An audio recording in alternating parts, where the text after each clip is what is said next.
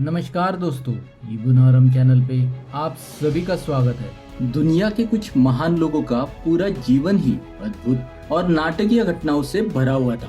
दरअसल इससे ही उन लोगों की महानता में एक अलग तरह की गूढ़ता प्राप्त हो जाती है और इससे ही हमारा विश्वास दैव योग पर अधिक दृढ़ होने पर मजबूर हो जाता है। भारत में भी ऐसे कई असाधारण व्यक्तित्व हुए और उनमें से ही एक व्यक्तित्व जो हर एक भारतीय के मन में राज करता है और हमेशा करता रहेगा, वह है हमारे आदरणीय पराक्रमी स्वाभिमानी देशभक्त महाराणा प्रताप जी। उनका राज्याभिषेक भी एक अद्भुत घटना है जो अच्छे से अच्छे काल्पनिक कथानक को भी पीछे डाल दे। आज हम उसी अकल्पित ऐतिहासिक घटना को गहराई से देखने जा रहे हैं। क्योंकि यह सच्ची कहानी लगातार अप्रत्याशित मोड़ लेती है, इसलिए इसे देखना बहुत ही दिलचस्प है और यह देखते हुए अनजाने में ही यह हमारे ज्ञान में भी इजाफा करती रहती है। तो हम अभी इस अनुरोध के साथ शुरुआत कर रहे हैं कि एक भी हिस्सा छोड़े बिना आप इसे पूरे मन से देखें। चलो तो फिर।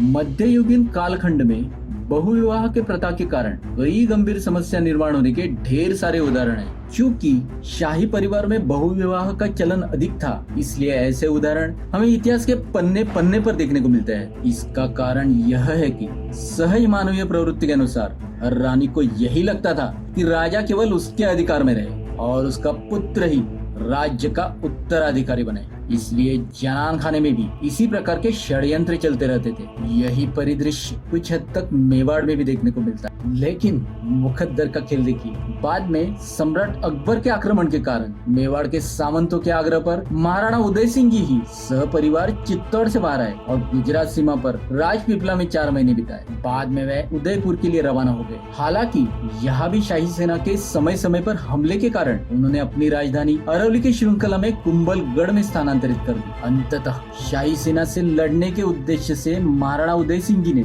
ईस्वी सन 1570 में मेवाड़ की राजधानी कुंभलगढ़ के बजाय घने जंगल और दुर्गम पहाड़ों वाले गोगुंदा में स्थानांतरित कर दी और 28 फरवरी 1572 को इसी स्थान पर उनकी मृत्यु हो गई।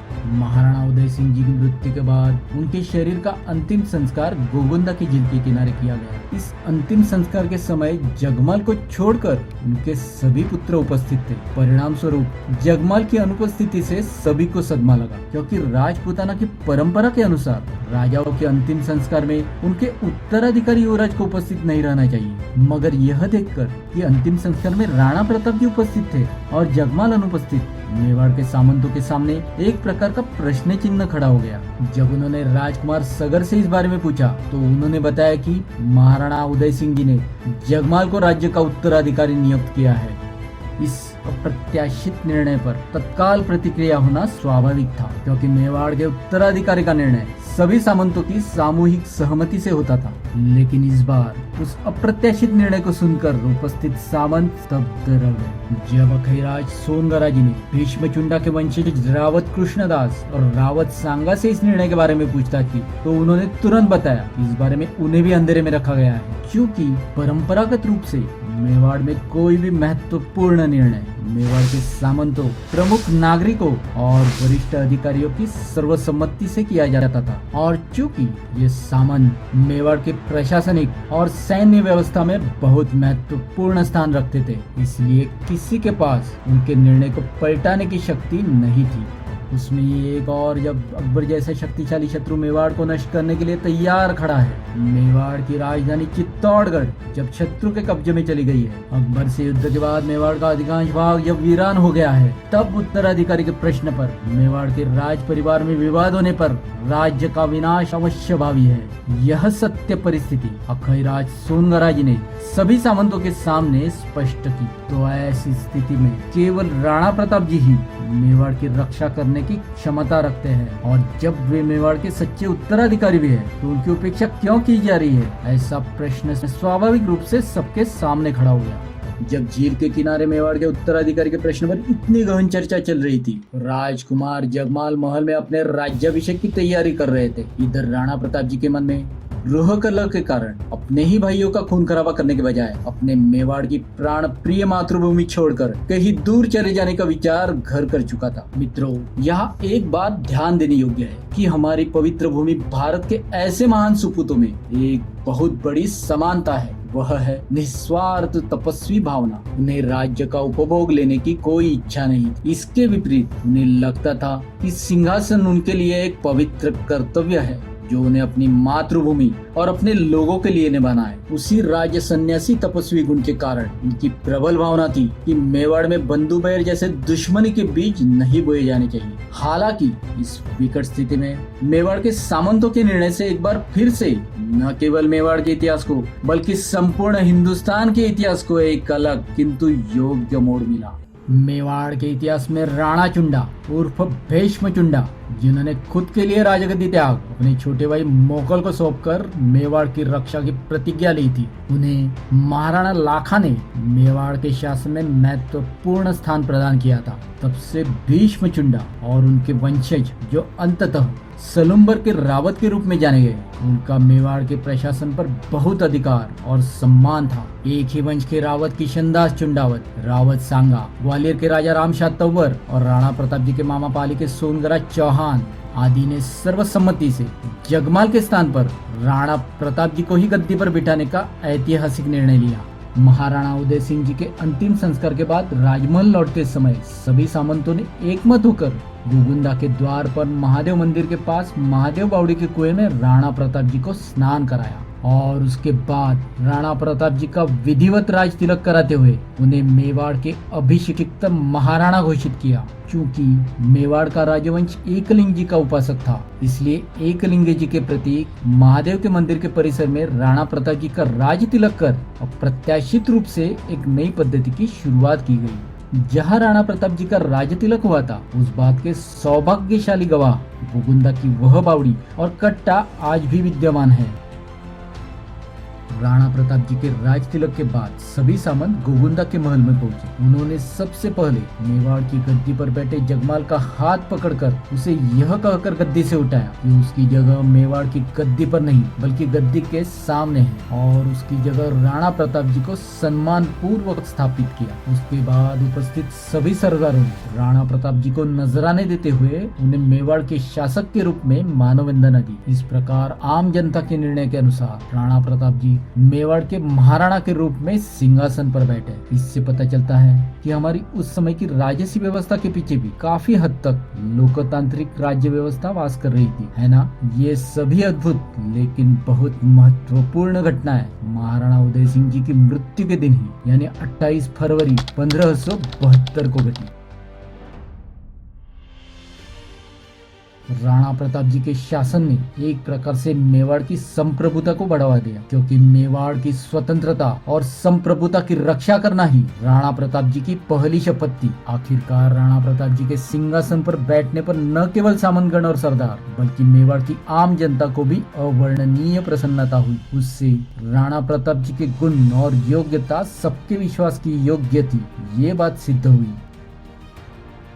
गोगुंदा में राणा प्रताप जी के राज्याभिषेक के बाद 1 मार्च 1572 को मेवाड़ के सबसे दुर्गम स्थान और राणा प्रताप जी के जन्म स्थान कुंभलगढ़ में उनका समारोह पूर्वक राज्याभिषेक किया गया। इस अवसर पर राजपुताने के अनेक सरदार उपस्थित थे। उन्होंने राणा प्रताप जी को नजराने प्रदान किए। इस अभेद्य कुंभलगढ़ किले के और राणा प्रताप जी के कुछ अलग ही दैव योग थे, क्योंकि इस कुंभलगढ़ पर ही राणा प्रताप जी के जन्म से लेकर कुछ महत्वपूर्ण घटनाएं घटी थी। उनमें से ही एक दिवेर घाटी युद्ध की घटना है, जो कुंभलगढ़ पर पुनः कब्जा करने के साथ ही समाप्त हुई।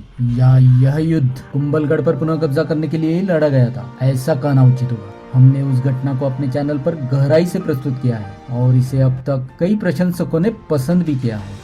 यदि आपने अभी तक वह गौरवपूर्ण ऐतिहासिक घटना अपने इस युगनारम चैनल पर नहीं देखे हो तो कृपया अभी जरूर देखें। उस समय जब न केवल राजस्थान में बल्कि पूरे हिंदुस्तान में राजपूतों सहित अन्य राज्यों में भी उत्तराधिकारी के प्रश्न पर खुला खून खराबा होता था और दिल्ली के तख्त के सुल्तान शाही की तो यह लिखित प्रथा ही थी ऐसे समय पे सामंत वर्ग की एकता और साम्राज्य पर उनकी पकड़ के कारण मेवाड़ के उत्तराधिकार का प्रश्न बिना किसी रक्तपात के आसानी से हल हो गया था। इसे देखकर हम निश्चित रूप से कह सकते हैं कि यह एक बहुत ही महत्वपूर्ण और चौंका देने वाली ऐतिहासिक घटना है। यद्यपि राणा प्रताप जी का व्यक्तित्व, उनकी वीरता, पराक्रम, स्वराज्य के प्रति परम निष्ठा तथा विभिन्न घटकों के प्रति स्नेह भाव, ये घटक इसके लिए उत्तरदायी अवश्य है, परंतु इस अवसर पर राणा प्रताप जी के पीछे मेवाड़ के सामंतों का मजबूत समर्थन भी उतना ही मूल्यवान साबित होता है। वहीं पे राजपूत सरदारों ने गद्दी से उतार देने की वजह से नाराज जगमाल ने इस अन्याय का बदला लेने की सोच, प्रतिशोध की भावना से दरबार छोड़ वहां से निकल गया और आखिरकार जाकर न केवल उसके स्वराज का बल्कि पूरे हिंदुस्तान का सबसे बड़ा दुश्मन अकबर से जा मिला। चतुर अकबर ने उसके सभी वृत्तांतों को समझकर उसे अपनी शाही सेवा में शामिल कर लिया और आगे की रणनीति के लिए उसे जहाजापुर की जहागिरी प्रदान की।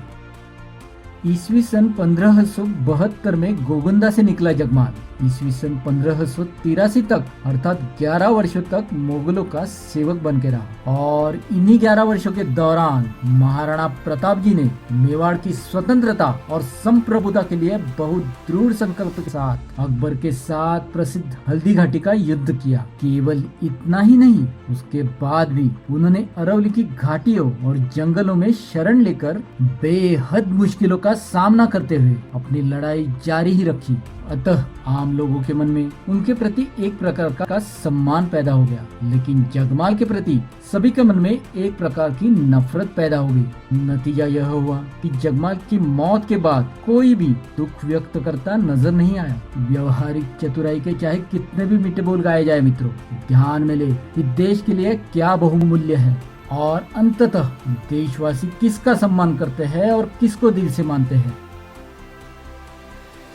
मेवाड़ की त्याग और बलिदान की ऐतिहासिक परंपरा को बुलाकर प्रतिकूल परिस्थितियों में जगमाल द्वारा उठाया गया यह कदम उसे मेवाड़ की गद्दी से हटाया वह अच्छा ही हुआ, अन्यथा वह संपूर्ण मेवाड़ मुगलों को नजर कर देता और उससे न केवल मेवाड़ का बल्कि संपूर्ण हिंदुस्तान का ही इतिहास बदल गया होता। ऐसी राय अनेक इतिहासकारों ने व्यक्त की है। इसका कारण यह है कि महाराणा प्रताप जी का स्वराज, स्वतंत्रता एवं संप्रभुता के लिए वीरता, अतुलनीय दृढ़ता एवं प्रचंड त्याग से परिपूर्ण पराक्रमी स्वतंत्रता संग्राम भारतीयों के भावी पीढ़ियों को स्वराज्य प्राप्त करने की और अपनी संप्रभुता बनाए रखने की प्रेरणा देता रहा। नहीं, वो आज भी दे रहा है और जब तक आकाश में सूर्य और चंद्रमा है वह इस पूरे हिंदुस्तान को, इस भरत भूमि को देता ही रहेगा, यह निश्चित। भारत माता के ऐसे वीर सपूत और हमारे प्रेरणा स्रोत को शत शत नमन। और दोस्तों, इस वादे के साथ आज हम यहीं रुक रहे हैं कि भविष्य में कभी इसी तरह हम इस वीर शिरोमणि के प्रसिद्ध हल्दी घाटी युद्ध के इतिहास को भी इसी गहराई से प्रस्तुत करेंगे और समझेंगे कि क्या वे सचमुच वह युद्ध पूरी तरह से हारे थे या इतिहास हमें कुछ और ही सच्चाई दिखाने की कोशिश कर रहा है। तो अगर आपने अपने ऐसे प्रेरणादायक और ज्ञानवर्धक इतिहास को गहराई से समझने के लिए अभी तक इसी बुनारम चैनल को सब्सक्राइब नहीं किया हो तो अभी तुरंत कर ले। और आपको यह एपिसोड कैसा लगा वह हमें कमेंट करके जरूर बताएं। साथ ही कृपया इस अद्भुत नाटकीय एवं महत्वपूर्ण इतिहास को हर एक भारतीय तक पहुंचाने के लिए अधिक से अधिक शेयर करें और कृपया लाइक करके हमारा उत्साहवर्धन करना न भूलें। यह हमारा विनम्र निवेदन है। धन्यवाद। वंदे मातरम।